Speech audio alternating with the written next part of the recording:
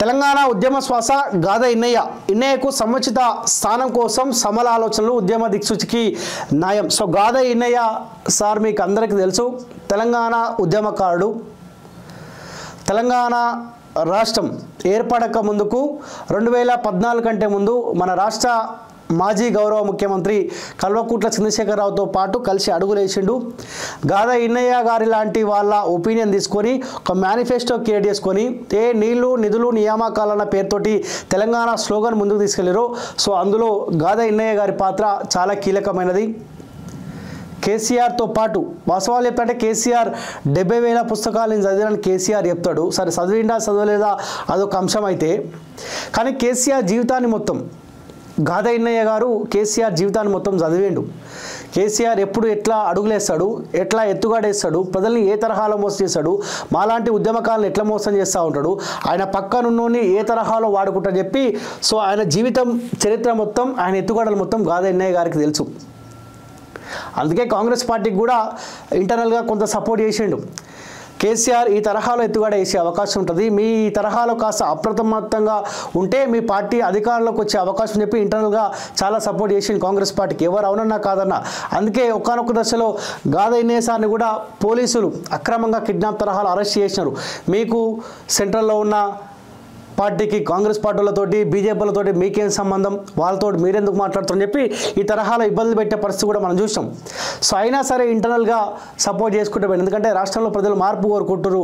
మాలాంటి ఉద్యమకారులందరినీ కేసీఆర్ అణచివేసింది కాబట్టి ఇంకా కేసీఆర్ అనేటోడు ఇంకోసారి అధికారంలోకి వస్తే మేమే బాధ అయితే పడతా ఉన్నామో తెలంగాణ సమాజం కూడా ఇంతకు మించిన బాధపడే అవకాశం ఉందని చెప్పి సో తెర వెనుక తెర ముందు కూడా అనుకున్న స్థాయిలో ప్రజలకు సపోర్ట్ చేసుకుంటూ ముందుకెళ్ళిండు.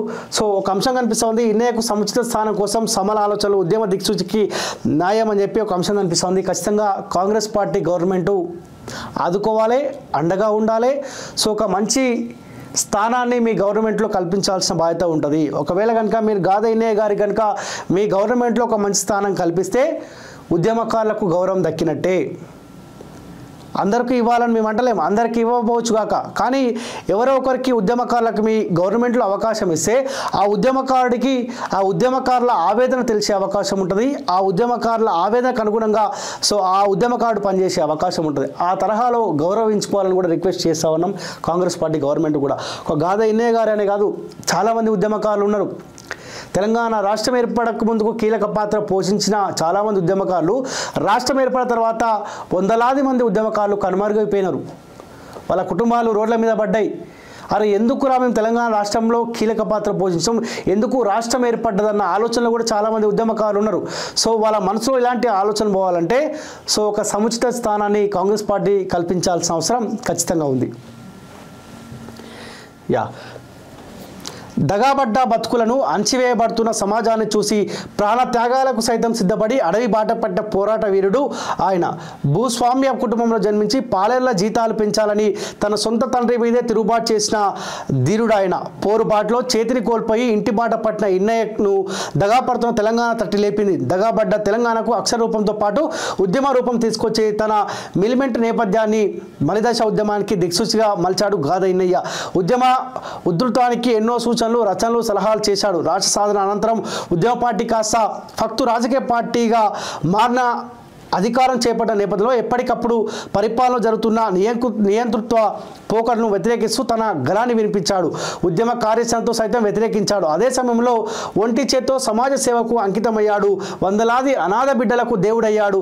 మొన్న జరిగిన అసెంబ్లీ ఎన్నికల్లో మతతత్వ నియంతృత్వ పార్టీలకు వ్యతిరేకంగా నిలబడ్డాడు. కాంగ్రెస్ పార్టీ విజయానికి దోహదపడ్డాడు. కొత్తగా ఏర్పడ్డ ప్రభుత్వంలో కీలక పదవి దక్కనుందనే ప్రచారం జోరందుకున్న నేపథ్యంలో ఇన్నన్న ఆలోచనలు ప్రభుత్వానికి దోహదపడాలని ఉద్యమకారులు కోరుకుంటున్నారు. దాదాపు 3 దశాబ్దాలుగా తెలంగాణ ఉద్యమే శ్వాసగా జీవిస్తున్న గాథ ఇన్నయ్య పై ప్రత్యేక కథనం. నినాదం నిక్కార్సన జర్నలిజం పేపర్లో ఈ వార్త కనిపిస్తూ ఉంది.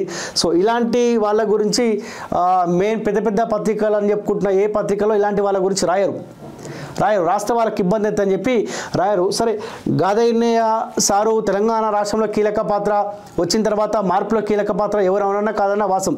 దానికి మించి ఎంతోమంది వందలాది మంది అనాథ పిల్లలని, తల్లిదండ్రులు లేని అనాథ పిల్లలని ఆయన ట్రస్ట్ ద్వారా ఆయన వేదికకు తీసుకొని చాలామందికి ఉపాధి కల్పిస్తూ ఉన్నాడు.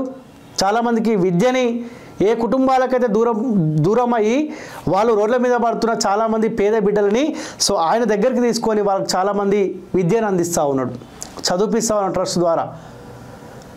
చాలామంది ఆర్థికంగా బలంగా ఉన్న వాళ్ళు వాళ్ళ కుటుంబం గురించి ఆలోచిస్తారు, ఆర్థికంగా బలంగా ఉండి కూడా వాళ్ళ కుటుంబాలను కూడా రోడ్ల మీద పడేసిన పరిస్థితి చూసినాం. కానీ నేను మంచిగానే ఉన్నా, కాకపోతే చాలామంది అనాథ పిల్లలు ఇబ్బందులు పడుతుందని చెప్పి వాళ్ళని తెరపై తీసుకొని వచ్చి మంచి ఒక విద్యను అందించి వాళ్ళకు ఒక ఉపాధి చూపించే ప్రయత్నం చేస్తూ ఉన్నాడు. అంతెందుకు మన దగ్గర పనిచేసే ఎడిటర్ కూడా గాదె సార్ నుంచి మన దగ్గరకు వచ్చి ఉపాధి పొందుతున్నవాడే. సో ఇట్లా చాలామందికి విద్యను అందిస్తూ ఉన్నాడు, ఉపాధిని అందిస్తూ ఉన్నాడు, హక్కున చేర్చుకుంటా ఉన్నాడు చాలామందికి. తెలంగాణ స్టడీ ఫోరం రచనలో ఆయన ఏర్పరిచిన అనేక ఉద్యమ వేదికలలో రాష్ట్రమంతా తిరిగి తన భావ ప్రచారాన్ని చేస్తూ మేధావులను, యువకులను, ఉద్యోగులను అందరినీ ఏకతాటిపై తీసుకురావడానికి ఆయన చేసిన కృషి మరవలేనిది. తెలంగాణ ఉద్యమంలో అనేక బలిదానాలు జరుగుతున్న కేంద్రం స్పందించలేదని, దానికి కారణం ఆంధ్ర పెట్టుబడిదారులే అని, వాళ్ళ ఆస్తులు విధ్వంసం చేయడానికి మరో అర్ముడు వేదికను ఏర్పాటు చేశారని అప్పట్లో ఇన్నయ్యను పోలీసులు అరెస్ట్ చేశారు. ఆ వేదిక ద్వారా అనేక పేలుడు సంఘటనలు జరిగాయని అప్పట్లో పోలీసులు తెలిపారు. అరెస్ట్ అనంతరం జరిగిన విలేకరుల సమావేశంలో ఆయన మాట్లాడుతూ దేశ స్వాతంత్ర ఉద్యమంలో భగత్ సింగ్ నిర్వహించిన పాత్రని మేము తెలంగాణ ఉద్యమంలో నిర్వహించామని చెప్పడం సంచలనం రేకెత్తించింది. ఆ సంఘటన ద్వారా టీఆర్ఎస్ పార్టీపై ఒత్తిడి పెరిగి ఆ రోజు కాంగ్రెస్ పార్టీతో పాటు ప్రభుత్వంలో ఉన్న బీఆర్ఎస్ మంత్రులంతా తమ పదవులకు రాజీనామా చేసి బయటకు వచ్చారు. తెలంగాణ ఉద్యమ ప్రతి మలుపులో ఇన్నయ్య పాత్ర ఉండడం విశేషం. జాతీయ నేతలతో ఇలా రాష్ట్రంలో ఉద్యమాన్ని రగిలిస్తూనే జాతీయ స్థాయిలో ఉన్న అనేక మంది నేతలను కలవడం, వారిని తెలంగాణకు రప్పించడం, వారితో మాట్లాడించడం ఇన్నయ్య అనేక సందర్భాలు చేశాడు. జార్జ్ ఫెర్నాండెజ్ లాంటి సోషలిస్ట్ నేతను తెలంగాణకు రప్పించి సభలు, సమావేశాలు నిర్వహించారు. తెలంగాణ ఉద్యమంలో అనేక నెలలు జైలు జీవితం అనుభవించిన ఇన్నయ్య తెలంగాణ ఉద్యమంలో కీలక పాత్ర పోషిస్తూనే అనాథలకు ఆప్తుడయ్యాడు.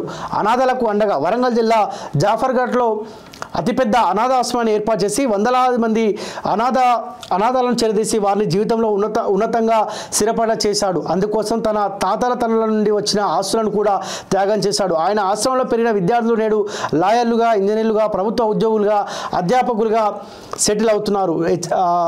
హెచ్చరిల్లుతున్న మతోన్మాదానికి వ్యతిరేకంగా భారత్ బచావో లాంటి సంస్థలను ఏర్పాటు చేసి దేశవ్యాప్తంగా మతోన్మాదానికి వ్యతిరేకంగా పోరాటం చేస్తున్నాడు. ఇలా సమాజంలో ఉన్న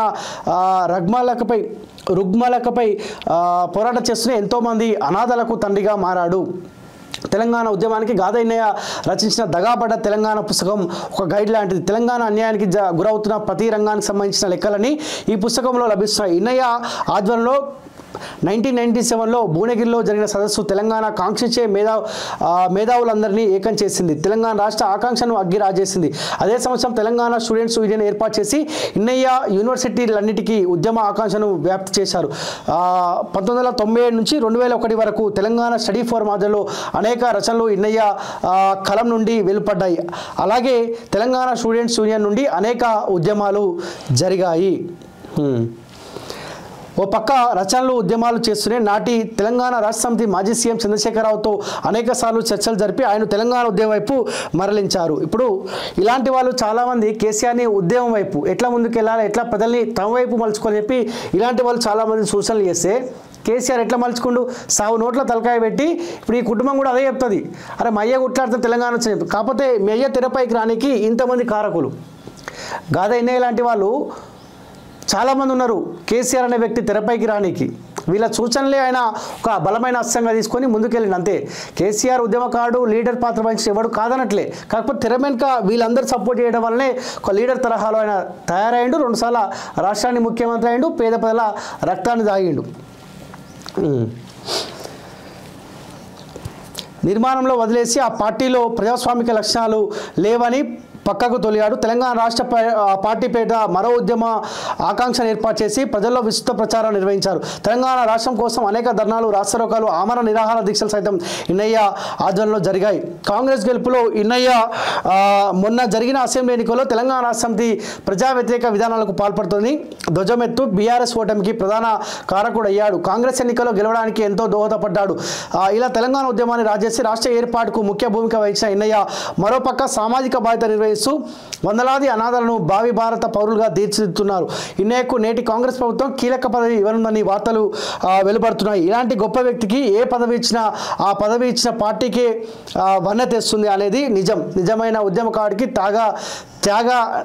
త్యాగ నిరతి సేవాభావం గల వ్యక్తి నుంచి పదవి వధించాలని కోరుకునే వారిలో మనందరం ఉన్నామని చెప్పి ఒక వార్త కనిపిస్తూ ఉంది. ఏదేమైనప్పటికీ ఇవ్వాలని కోరుకుంటున్నాం, పదవి ఇవ్వాలని కోరుకుంటున్నాం. ఇస్తే మీ పార్టీకి కొన్ని సూచనలు వేసే అవకాశం ఉంటుంది. తెలంగాణ రాష్ట్ర ప్రజలకు ఏం కావాలో గాదే ఇన్నయ్య గారికి తెలుసు.